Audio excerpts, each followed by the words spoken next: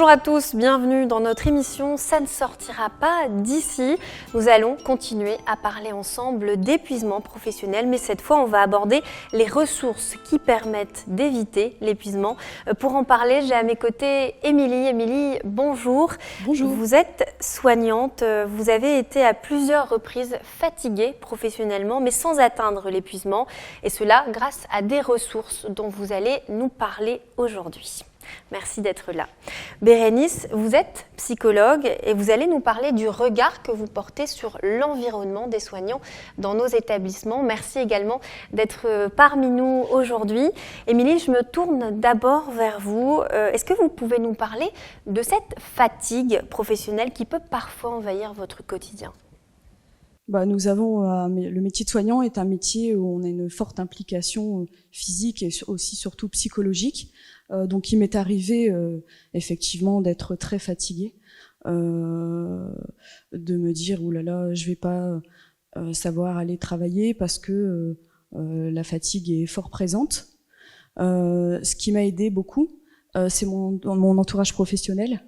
J'ai su aller chercher les ressources, que ce soit auprès de mon manager, en lui disant écoute, il faut que tu puisses me mettre un petit peu en repos, je suis fort fatiguée, la cadence, le contexte sanitaire actuel, et voilà, elle a su m'aider, me mettre un peu en repos. Mes collègues également, on est une petite équipe, on s'entend très bien, donc on arrive à capter si la personne va plus ou moins bien et aller la voir pour en parler. Alors, donc c'est vos ressources aujourd'hui pour préserver justement votre bien-être. C'est pouvoir compter sur votre équipe, c'est ça, c'est cet esprit d'équipe qui est particulièrement présent. Oui, c'est ça. En fait, même quand on a une situation difficile au sein du service, on peut en parler avec notre responsable. On fait un petit groupe de travail, on revient sur la situation qui a posé problème. On peut également entre nous en discuter. Je pense que au niveau du management, au niveau institutionnel, c'est important d'avoir un soutien, que justement notre manager puisse reconnaître que l'on soit fatigué, épuisé, avant que ça aille plus loin et que on tombe dans l'épuisement professionnel. Ça vous est arrivé justement à plusieurs reprises d'être épuisé ? Ça m'est arrivé quelquefois d'être très fatiguée. Et notamment pendant la période Covid. Oui, en fait, nous étions détachés sur un autre établissement, donc les horaires ont changé, travail de nuit, l'environnement était inconnu, la situation du Covid très stressante a fait que, pour moi, ça a été un grand changement et il a fallu faire face, mais forcément, ça joue sur le corps et ça joue aussi sur le psychologique. Donc oui, j'étais fatiguée, mais j'ai su faire appel et on m'a aidée derrière. Et vous avez dû vous-même aussi être attentif au bien-être de vos collaborateurs. C'est arrivé justement que vous détectiez cette fatigue professionnelle chez vos collaborateurs ? On essaie, entre collègues, on se connaît suffisamment pour pouvoir détecter une fatigue ou un changement dans l'humeur ou le comportement. Voilà, une collègue qui va être un peu plus irritable ou qui va, par exemple, venir se confier à nous. Voilà, il faut pouvoir l'aider et pouvoir alerter également.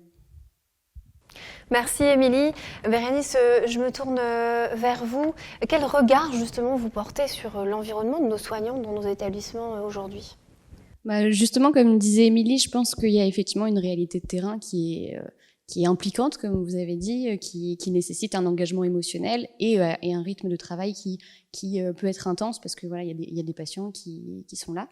Je pense que c'est une question d'équilibre en tout cas entre ce que je vais pouvoir donner et puis à un moment comment je vais pouvoir me recharger aussi émotionnellement de ce que je vis. Alors je pense qu'Émilie en a très bien parlé sur justement ce partage avec son équipe, avec ses collègues, le fait de pouvoir décharger sur une situation compliquée ou parfois juste une charge de travail qui peut être importante, des changements, des nouveaux ajustements aussi, des nouvelles équipes, voilà cette souplesse dont les équipes doivent faire preuve parfois.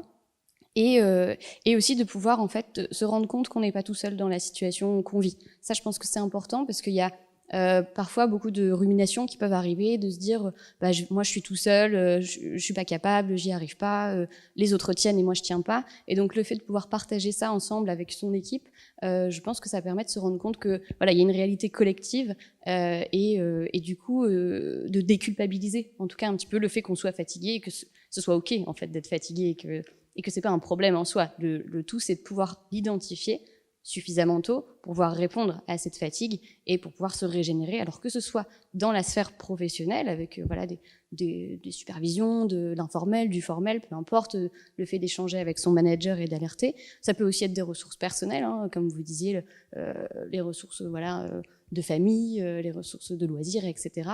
Et voilà, de trouver un équilibre justement dans cette charge et un moment dans cette récupération d'énergie, en tout cas, pour pouvoir faire les choses dans la durée, en tout cas.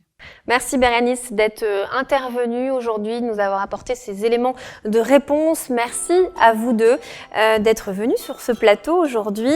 On se retrouve, nous, pour une prochaine émission où la parole va être donnée à un manager et une responsable des ressources humaines sur les moyens mis en place pour prévenir l'épuisement professionnel. Un petit mot donc sur le respect des mesures d'hygiène par rapport au Covid. Effectivement, on ne porte pas de masque, mais toutes les mesures sont bien respectées. Merci pour votre écoute et n'oubliez pas, ça ne sortira pas d'ici.